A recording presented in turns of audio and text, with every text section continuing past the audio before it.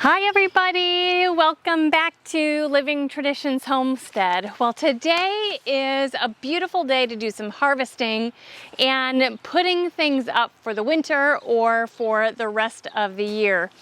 One of the things that I absolutely love to grow, well, you guys know how much I like to grow herbs. That's like one of my things, one of my favorite things. And one of the herbs that I absolutely love to grow is basil because our family loves pesto. We eat pesto on lots of different things. We're actually gonna have pesto with our dinner tonight. So today I'm gonna take you into the greenhouse. We're gonna do quite a big harvest of basil. We're gonna take it in the house and I'm gonna teach you how to make pesto. And then I am going to bring you along for me preparing dinner for tonight, which is pesto pasta. But you may already know that we are doing the keto diet or keto eating, low carb, high fat and protein. So today I'm going to share with you kind of our noodle hack of how we're going to get around eating noodles with carbohydrates in them and still feel like we're having pasta. So first off, let's go into the greenhouse and I can show you just how gorgeous our basil has become. It's definitely ready for a nice harvest. Now, not too long ago, we did a video where we gave you guys a tour of our fantastic greenhouse. Everything is doing so well. Our pepper plants are tall. Our tomato plants are super duper tall. And I showed you how beautiful the basil looked at that point. Now things are a little bit different here. You may not notice or remember, but our basil was really tall. Really tall kind of up here. And what happened is we had a storm come through when we weren't home. And we had these sides open and we had super heavy rain, lots of wind, and actually hail came in through this side. Damaged some of the leaves on our tomato plants. It knocked over some of our basil. Most of our basil plants are fine, but this basil plant back here, it actually split in two down the middle like this. And this part that we have staked up now is actually not doing very well at all. It's kind of wilty and I won't be using that to make anything with because it's too wilty. And then this half that's down here, it's still doing okay. I'm very confident that the basil will recover and I'm confident that we'll have many harvests after this one, but I just wanted to show you what happened with the big storm. I think everything will be okay and we're still gonna have a great harvest today. I do wanna come in close and just show you kind of what happened to that plant that was most affected. You can see this is kind of wilty and this part is falling over here. That's because this plant split in half right there. Okay, this half isn't doing as well as this half, but it's still connected, down there at the ground. So we'll see what happens the rest of the season with this plant. Another occurrence that is happening right now are the dreaded Japanese beetles are starting to appear and they have found the basil. So it will be a great time for me to do a big harvest so that we won't lose much of our basil to the Japanese beetles. Basil is very, very forgiving when you cut it back. Normally when I cut it back, I take about 2/3 of the entire plant off. And it's kind of what I would consider a cut and come again kind of herb. Once you cut it back, it will just grow back in a matter of weeks or a month or so, and then you get to do this all over again. So today I am going to be cutting this back quite a bit. I'm going to be taking about 2/3 of the plant off at a time. I do have a couple large baskets with me today. I'm going to easily fill and maybe overflow these baskets today. You can see that I am cutting these plants way back.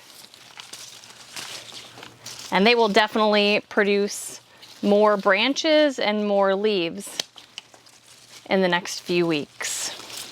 Okay, that plant is done. You can see how much I took off of there, and this will just grow back nicely in a few weeks.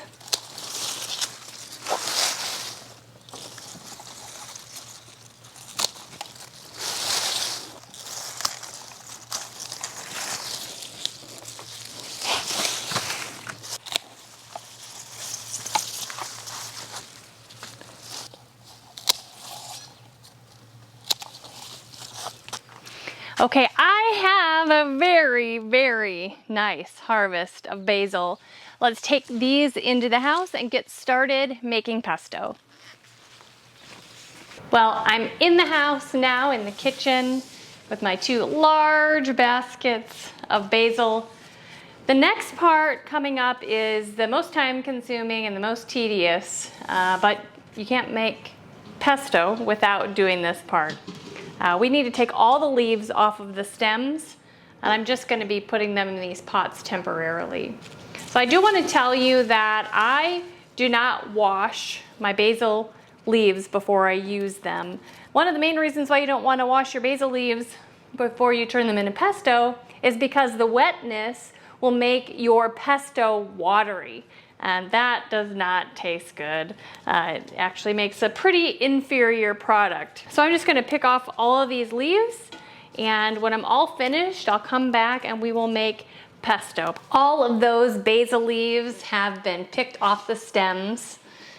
We've got this nice big pot full, and then this one also. I'd like to say I did all this by myself, but actually Samantha helped me and it went by really quickly, so I'm thankful for that. So today with the pesto, I just want to go over the ingredients really quickly because this really is an easy recipe. It really doesn't have a whole lot of ingredients, and a lot of the ingredients you may already have at home, or you can easily get from the grocery store or wherever you buy your groceries. Okay, so we'll be using basil leaves today, olive oil, Parmesan cheese, nuts. Now I use walnuts these days. I've used almonds in the past. Traditionally, you use pine nuts, but they are very, very expensive. So I'm going to be using walnuts. We'll be using garlic, cloves, and salt and pepper. That's really it. I'm going to be doing a double batch today with you all. I may continue going after I'm done filming to put extra in the freezer, but I might also just freeze dry some of these leaves so that I can have basil over the winter. Okay, we're going to start off with our basil. We're going to be using 4 cups of basil leaves, and we're going to put them in this 4-cup measuring cup, and we're going to kind of push it down in there a little bit. We're not going to smash it in there, but we don't want them loose. Now this recipe was actually given to Kevin a long time ago. I was just trying to think back how long we've had and been using this recipe. It's probably 13 years ago. I got it from a coworker, and we've been using it ever since because it's so easy and it's so tasty. Okay, put those in there. I'm going to set that aside, and we're going to get 3 cloves of garlic ready. I use one of these silicone gizmos that helps take the paper part off of garlic cloves. We're going to prepare 3 cloves of garlic and put that right in our food processor. 3 cloves of garlic. And even though there's not much in there, we're going to go ahead and turn on the food processor and just get that chopped up a little bit.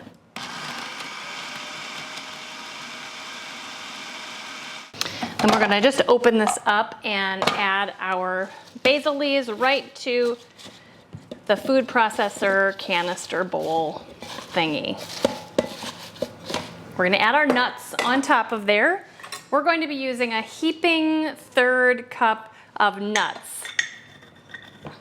Now in this recipe, you're going to hear me talk about Azure Standard a lot. That is a company that I can buy bulk food from, kind of online. It's kind of a bulk buying group that delivers to your community once a month, and you can get really great prices on bulk foods and bulk organic food. I get my walnuts from them. I buy them in like 5 pounds at a time. They offer small pieces like baker's pieces, but they also offer halves, and I normally buy the halves because that's just what Kevin eats. Kevin eats walnuts every day. We're going to add 1/2 teaspoon of salt and black pepper. We also buy both of those in bulk from Azure. Right now we're using the Redmond's Real Salt.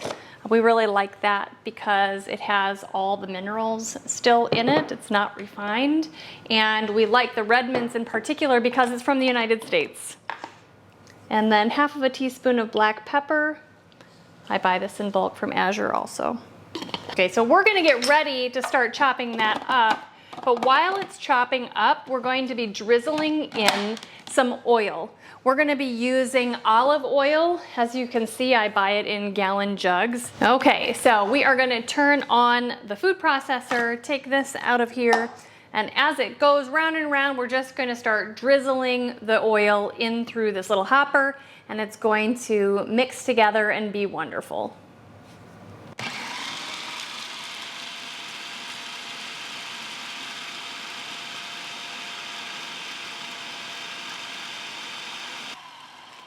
Now that that is done, our final ingredient, pesto, would not be the same without Parmesan cheese. I love Parmesan. It is so tasty. I do buy it already shredded up, and I buy it from Azure. They have some really great tasting. The flavor of the Parmesan from Azure is just amazing.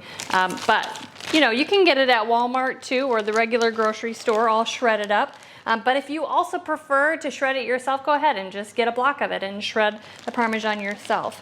So we're gonna be adding 1 cup of shredded Parmesan cheese. Add that into the food processor, and then we're going to just blend that up also.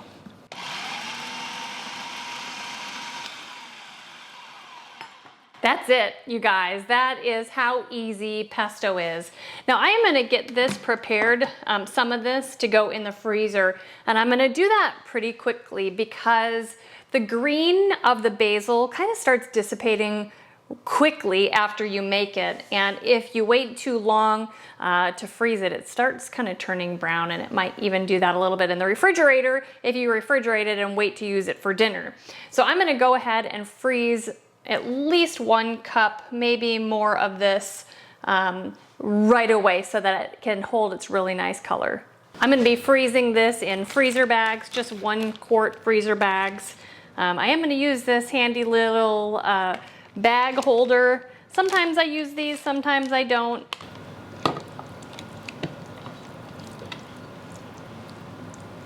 And I'm just gonna pour that into this freezer bag.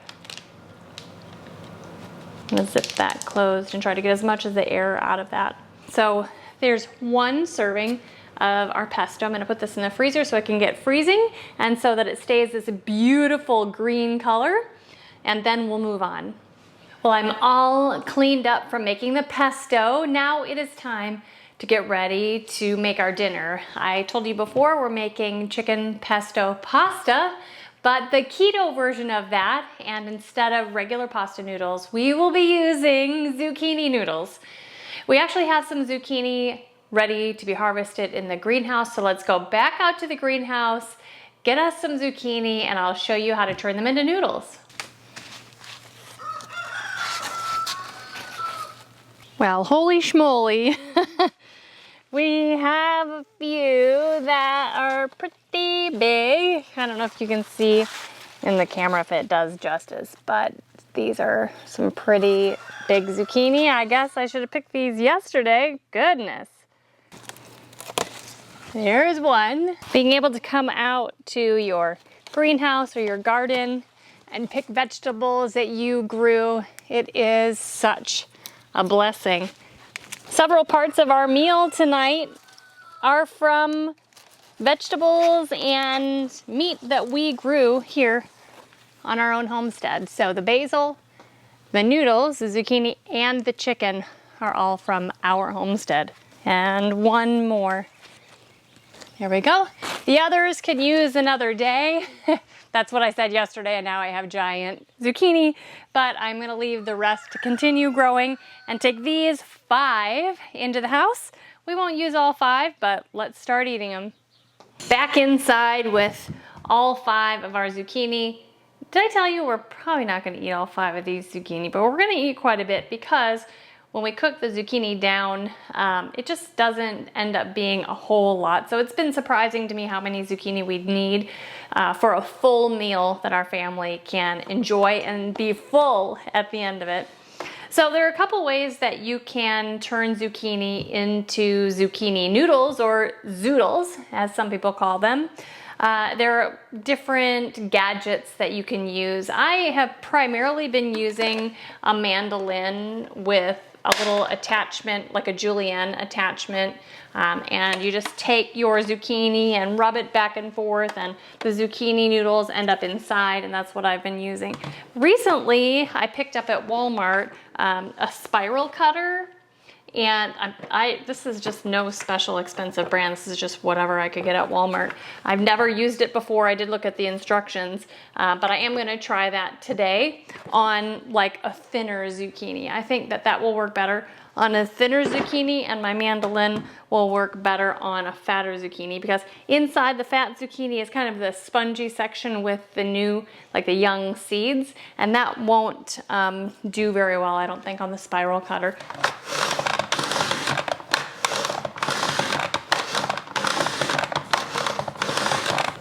Let me show you what those noodles look like. That is half of one of those large zucchini. And that did pretty well.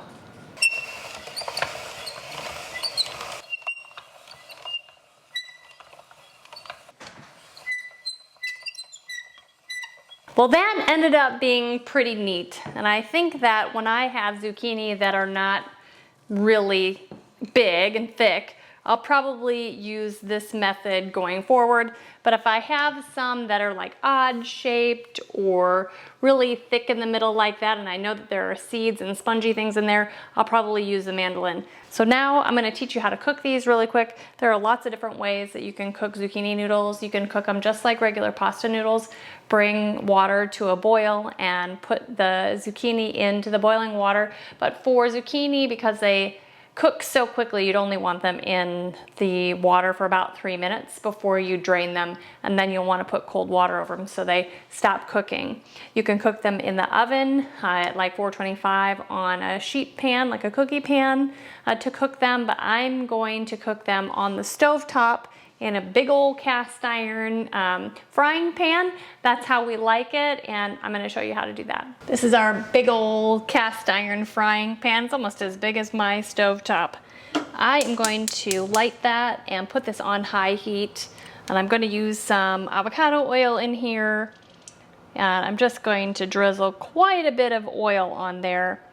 Once it is really hot, I'm gonna put those noodles in there, and I'm gonna almost like stir fry them, because they're going to release quite a bit of liquid, and I want that liquid to evaporate as quickly as possible so that our pasta doesn't seem kind of watery. So I finished cooking the zucchini noodles. While they were cooking, I combined diced chicken and I heated that up and poured over the pesto. Just mix that up a little bit. Just the heat of the chicken will warm up that pesto enough.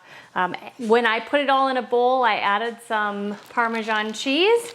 It is all ready to taste, and I asked Kevin to come in and help taste. This is the first time we've had zucchini noodles with pesto chicken. Right. We've had it with other stuff. That's right. So I'm hoping that you really like it. You take the first taste. All right. It looks great, and I'll be honest, everything we've had the zucchini noodles in, they've been fantastic. Right. You know, we have tried spaghetti squash, and while we like it just fine, we actually really like the zucchini noodles better. I think they have much more neutral flavor. Right. And I think they work really well with a pasta sauce. Are they really good? You can't really taste the zucchini at all, which really is what you're going for, because pasta doesn't really have a lot of flavor either. Right. So you taste the pesto, and you taste the chicken, and you taste the cheese. Yeah, awesome. I can't wait to have some. You guys, I am so happy that you joined me today in the greenhouse twice, harvesting basil, harvesting zucchini, making some amazing homemade, very easy pesto. You know, whip that up with some diced chicken or whatever, add some, you know, of your regular noodles, or try the zucchini noodles. They really are tasty. So I'm glad you joined me today. You guys, if you're enjoying videos like this, make sure that you hit the subscribe button and the thumbs up. We would love that. And the best way that you can help us here on the homestead is just to share our videos on your social media. Until next time, thank you so much for stopping by your homestead. Take care, and God bless. God bless.